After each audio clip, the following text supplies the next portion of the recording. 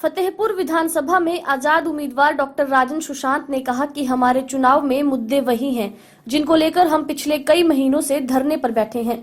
सबसे बड़ा मुद्दा बेरोजगार को रोजगार, कर्मचारियों की समस्याएं, हिमाचल में 1.5 लाख एनपीएस कर्मचारी, ओपीएस ठेकेदार आउटसोर्सिंग प्रथा को खत्म करना, इसके अनेकों कर्मचारी वर्ग जिनका शोषण हो रहा है, उनके वेतन बढ़ाना मुख्य मुद्दे रहेंगे। इसके अलावा बढ़ती महंगाई, पौंग बांध विस्थापितों और कई मुद्दों को राहत देना, उनकी सुविधाएं उपलब्ध करवाना मेरा मुख्य लक्ष्य रहेगा। उन्होंने कहा कि जिस तरह लोगों का सहयोग और आशीर्वाद मिल रहा है, इससे मेरी तो जीत तय होगी, वो एक ऐतिहासिक जीत होगी। उन्होंने कहा कि भारत सरकार के मंत्री पहले कभी भी ज्वाली फतेहपुर के चुनावों में नहीं आए थे।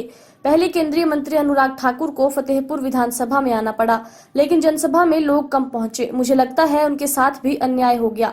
इतना बड़ा मंत्री और उनके मंत्री कार्यकर्ता लोगों को इकट्ठा नहीं कर सके। सर, मौजूदा चुनाव में आप किन मुद्दों को लेके पब्लिक के सामने जा रहे हैं और क्या आपका लक्ष्य रहेगा अगर आप इलेक्शन जीत जाते हैं? हमारे मुद्दे चुनाव में वही हैं जो धरने के मुद्दे हैं। सबसे बड़ा मुद्दा है बेरोजगारों को रोजगार, दूसरा मुद्दा है कर्मचारियों की समस्याएं, हिमाचल प्रदेश के 1.5 लाख एनपीएस कर्मचारियों को ओपीएस, आउटसोर्स ठेकेदारी सिस्टम बंद करना, कॉन्ट्रैक्ट सिस्टम बंद करना, कर्मचारियों की अनेकों समस्याएं हैं, ASHA worker, anganwadi worker, mid day meal worker, ऐसे सबको जिनका शोषण हो रहा है उनके वेतन बढ़ाना, और ऐसे सारे पुलिस वाले हैं, एचआरटीसी वाले हैं, अनेकों समस्याएं हैं, उन सबको सुख देना, सुविधा देना। और इसके साथ साथ महंगाई भी एक बहुत बड़ा मुद्दा है, किसानों के मुद्दे हैं, पौंग डैम हॉस्टिस के मुद्दे हैं, फ्लड के अंदर खेती का मुद्दा है। तो अनेकों ऐसे मुद्दे हैं जो इस चुनाव में उभर के सामने आए हैं।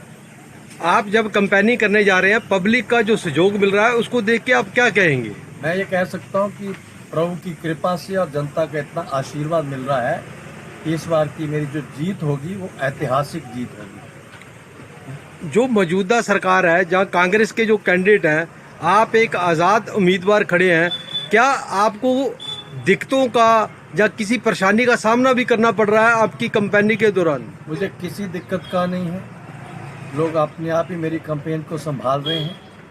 मैंने कहा है कि यहाँ की जनता जो है वही मेरी वोटर है, वही सपोर्टर है, वही पार्टी है, वही हाईकमान है और वही सारे काम को अपने आप चला रहे हैं, इसलिए कोई दिक्कत नहीं आ रही है।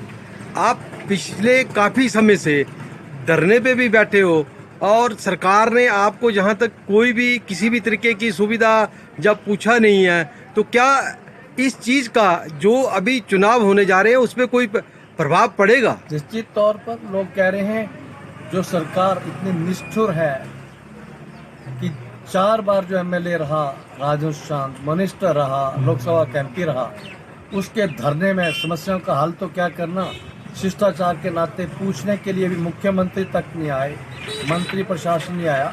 तो इतने राजनीति के पुराने आदमी का भी अगर कोई इनको डर नहीं है, कोई मिलने की चिंता नहीं है, तो आम आदमी को जो समस्या आई उसका कौन खबर लेगा, कौन पूछेगा?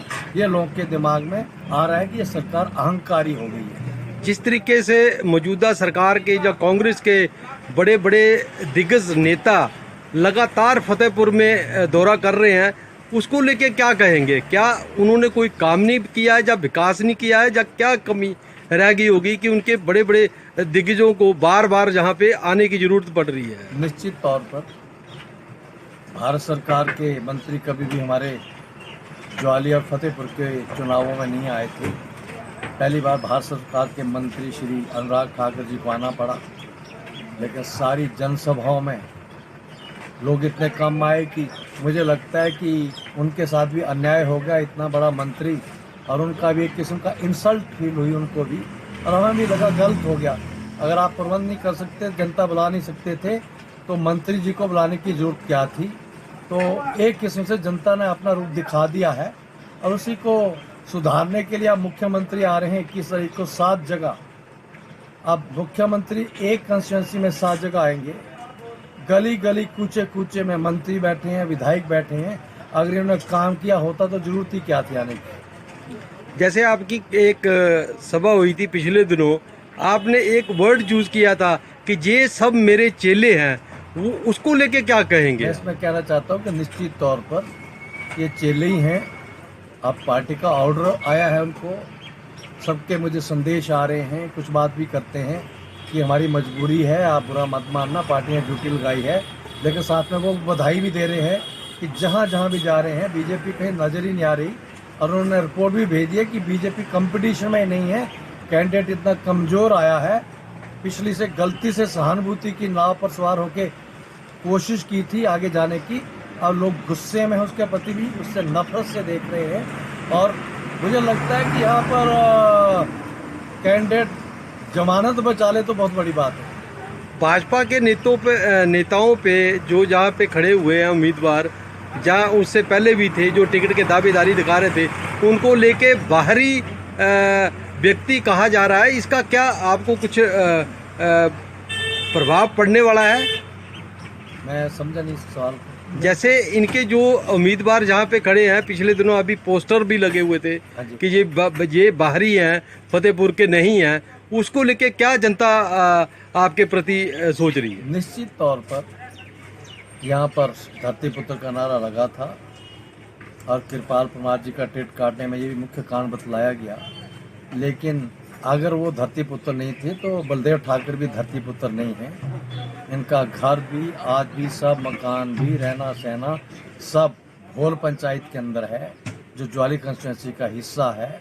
केवल इलेक्शन लड़ने के लिए यहाँ ज़मीन शो की गई है, वोट यहाँ शो किया गया है, और सारे लोग जानते हैं कि एक्चुअली वो रहते कहाँ हैं और हैं कहाँ के।